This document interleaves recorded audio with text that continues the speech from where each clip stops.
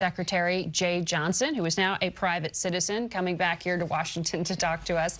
Thanks for having me, Margaret. Good to have you on the show. I want to pick up where we were talking with Trey Gowdy about this House Intelligence Committee investigation into Russian interference and collusion with the Trump campaign. You were at the helm at Homeland Security when all of this was happening. In the report, DHS is faulted for not designating election systems as critical infrastructure until January 6, 2017. Why did you wait until 2 months after the presidential election to do that? Well, first, I think it's unfortunate that the committee's report was basically Republican only. There was not a bipartisan consensus. And for the committee that oversees our intelligence community, that's really unfortunate. And I think Trey would agree with that. You're correct. I designated election infrastructure to be critical infrastructure on January 6, 2017, just as we were leaving office. I had raised the idea with state election officials in August 2016, and there was a lot of misapprehension about what that would mean. They thought it would mean a federal takeover, binding operational directives, and I told them it was not. It was something that was voluntary in nature if the states seek our assistance. But the priority then was to basically bring the horses to water and to encourage the states to come in and seek our assistance. So we put the issue of critical infrastructure aside, which was becoming a hot button issue.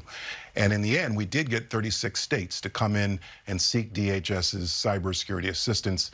Then after the election, I came back to the issue and designated election infrastructure critical infrastructure. I'm glad I did it.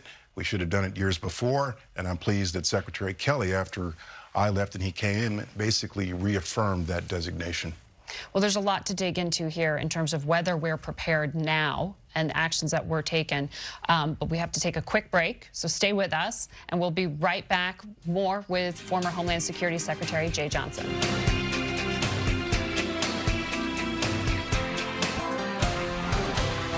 Welcome back to Face the Nation. I'm Margaret Brennan. We continue our conversation with Obama administration Homeland Security Secretary Jeh Johnson.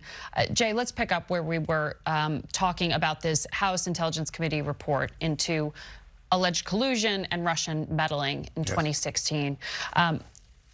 In the report, which you've acknowledged, you wish it weren't just a Republican paper because it is so serious.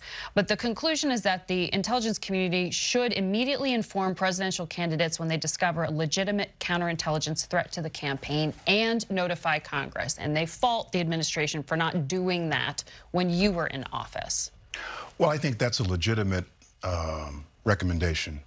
Anytime a campaign is the target of a hack, a cyber hack, the campaign itself should be aware of that, so take proper action. Why weren't they? Why wasn't the Trump campaign? Well, I believe that it's the case that at various points along the way, the right people were informed. Certainly the DNC was informed of what we saw and what we were seeing at the time. The FBI and eventually DHS was working with the DNC. But I agree that there should be a more methodical way of doing this. And this was not the first time, by the way, in 2016, that a campaign had been infiltrated in some way by a cyber attack. And typically, law enforcement and DHS will work with the campaign to make sure they take corrective action.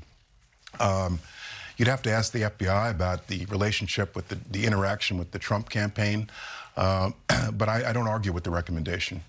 You've testified publicly that when the administration did decide to make public the evidence they had of Russian interference attempts, October 2016, 1 month before the election. October 7, 2016. You fault the media for not paying enough attention to it because of the Access Hollywood report coming out at the same time.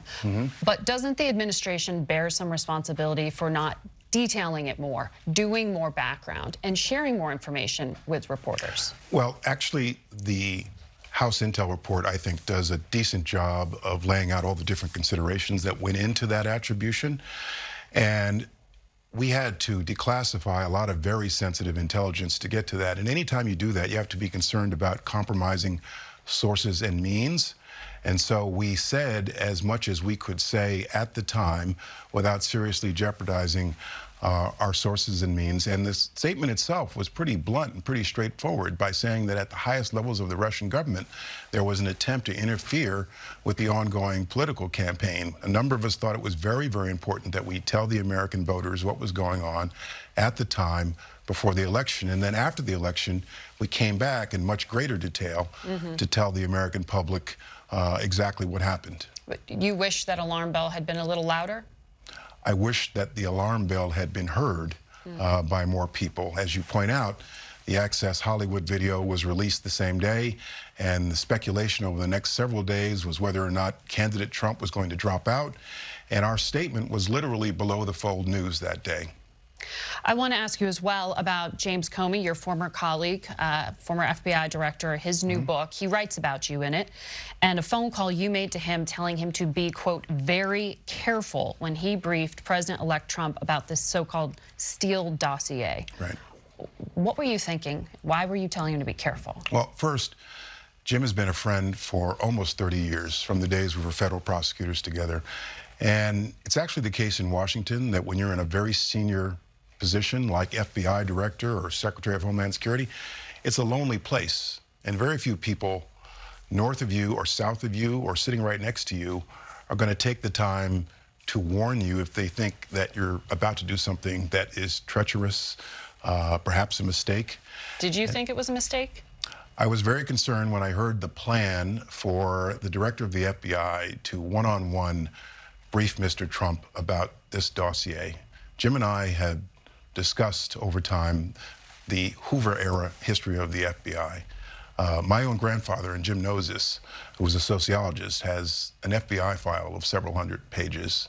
So Jim and I talked about the history of the FBI, and he literally finished my sentence when I said, there's a fine distinction, Jim, between telling somebody, just so you know, and telling somebody, just so you know, and don't mess with us. And I was concerned that the president-elect was going to hear the latter and not the former message. And Jim understood that, and I think he did his best. Would you have done the same thing if you were in Comey's position? That's a good question. I was not in the FBI director's position, but I was concerned about what he was about to do and felt as a friend that I should talk to him because I had met Mr. Trump during the campaign and during the transition. And you advised otherwise. All right. Well, Jay, thank you very much for coming on. Pleasure to be on. Responding. We'll be right back with our